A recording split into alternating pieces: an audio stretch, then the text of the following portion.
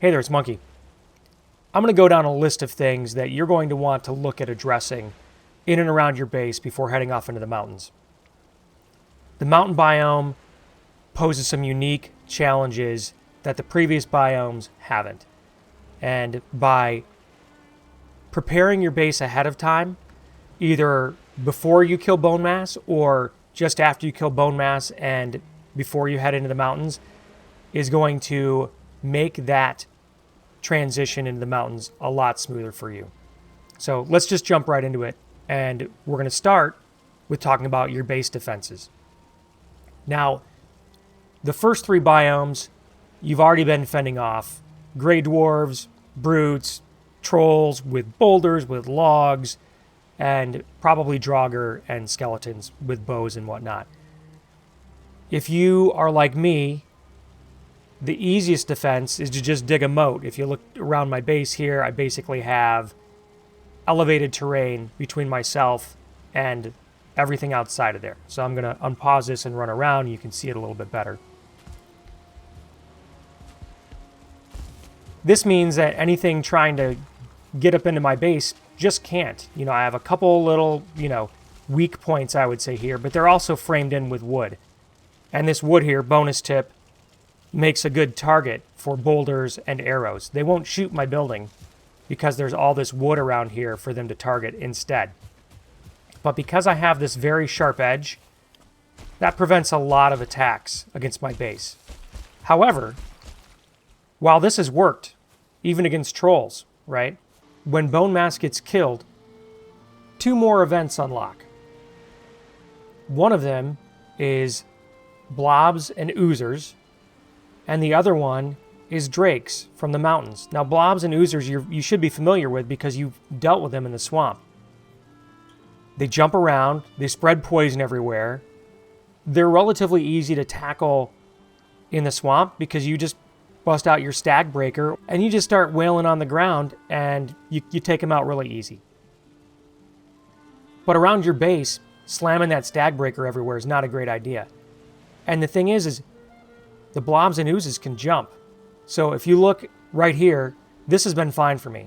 This area here, I can jump back and forth or run up it. I can get across myself, right? Not a big deal. All the other mobs so far haven't been able to cross this, but oozers and blobs will be able to get up to this corner, jump, and be in my base. Well, how do we tackle that? One of the things that you're going to do is use your hoe, use your pick, and deal with the terrain around your base, maybe even inside your base, right? If I use my pick, I could run along this ridge and push this back another meter. That might mean that the oozes can't jump into my base. Now, down along this edge, maybe they can still jump high enough, and I'm going to let you know that they can. So that might mean breaking up some of these piles of stone I have stocked around my base and building a small wall, like a 2-meter high wall, just around this lip, going all around my base. I'll level that out. And that way, even if they can jump, chances are they're going to be hitting a wall.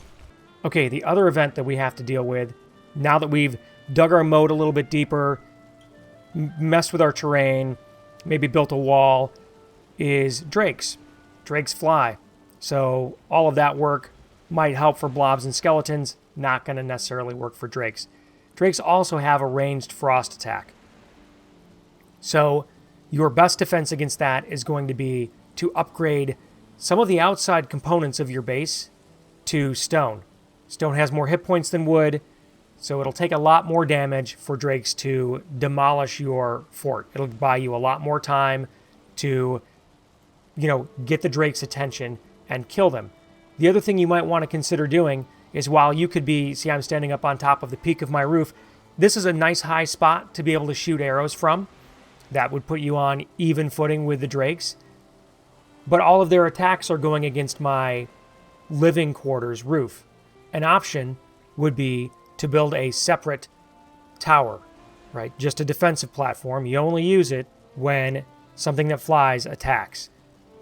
And the reason why you would consider doing that is because you can build it completely out of stone, which gives it more hit points, and attacking from it will draw the attention of those creatures away from your building and to you, kind of where you want it.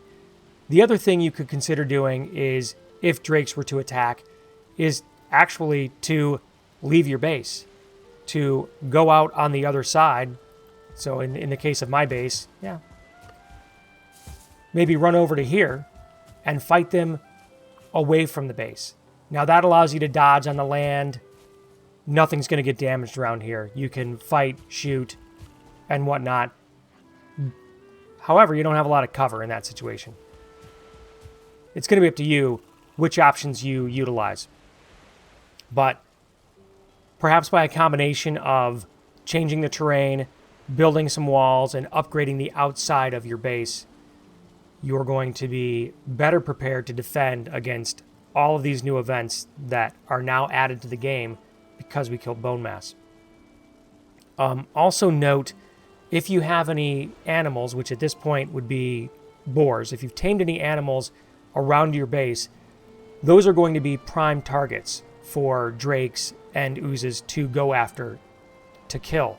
So you're going to want to look at whether or not you need to build enclosed pens for them, or, locate another breeding area off-site, or some other, means. Those are the two things that come to mind. Okay, so you've dug your ditches a little bit deeper, you've put some walls up, and you feel like you're probably in a pretty good spot as far as most of the defenses go. Maybe you just weathered a drake attack. Maybe you'll see the no skill drain. I died. And now let's talk about some of the items that you're going to need to have crafted before you head into the mountains. First off, if you haven't crafted them yet, you're going to want to craft some frost resist mead and some medium healing mead. You're going to want to put those, hopefully you have 1 or 2 fermenters ready to go, and you're going to want to get those cooking already if you don't already have them going. Frost resist mead is going to make you resistant versus frost, which not only do you take environmental damage just from going up into the mountains, you're going to be freezing and taking 1 hit point a turn, and regeneration does not work, so the hit point gain from your food is blocked. But the drakes that live up there, if they hit you with frost attacks and you're already freezing, you'll chances are you'll die.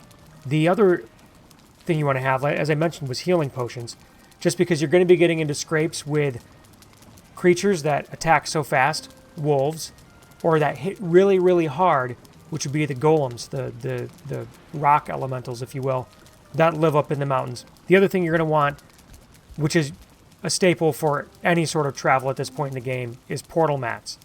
So get your Grey Dwarf Eyes and your Surtling Cores and your fine wood. There's no fine wood in the mountains, so you're going to have to bring the fine wood with you. Now you can find regular wood and you can find regular stones. So you can still build a workbench, and with regular wooden stones you can also build campfires.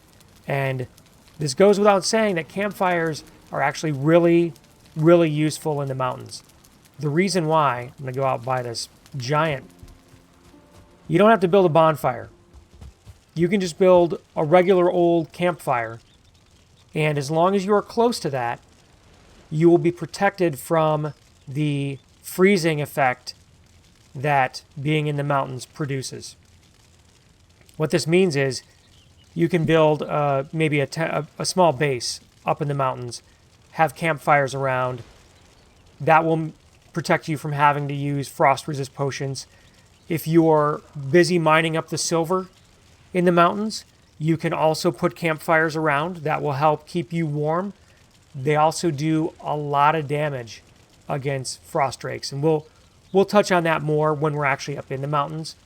But you're going to want to make sure that when you're progressing into the mountains that you're looking around and going, well, there's some trees over here that I can get wood from if I need it, because you definitely are going to want to make sure you can build a workbench.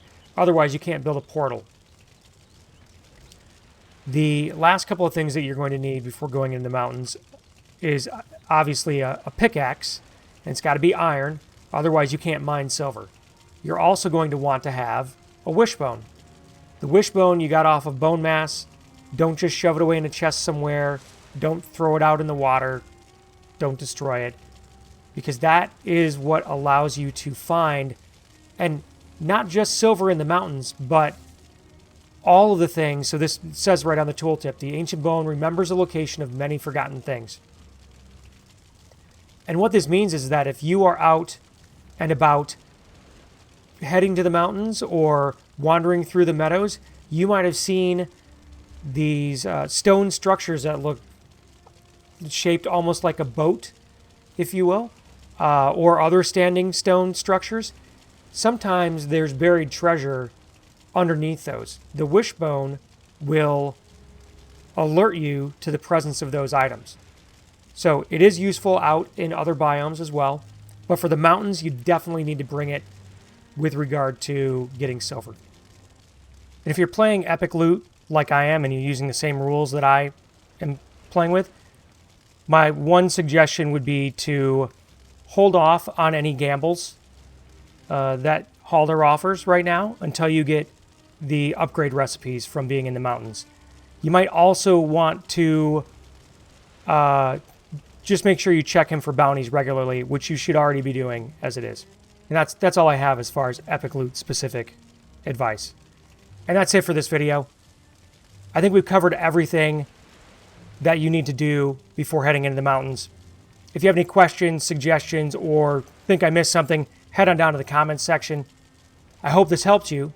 Help me by tapping that like button, touch the monkey in the corner and subscribe, and I'll see you next time. Thanks. Bye.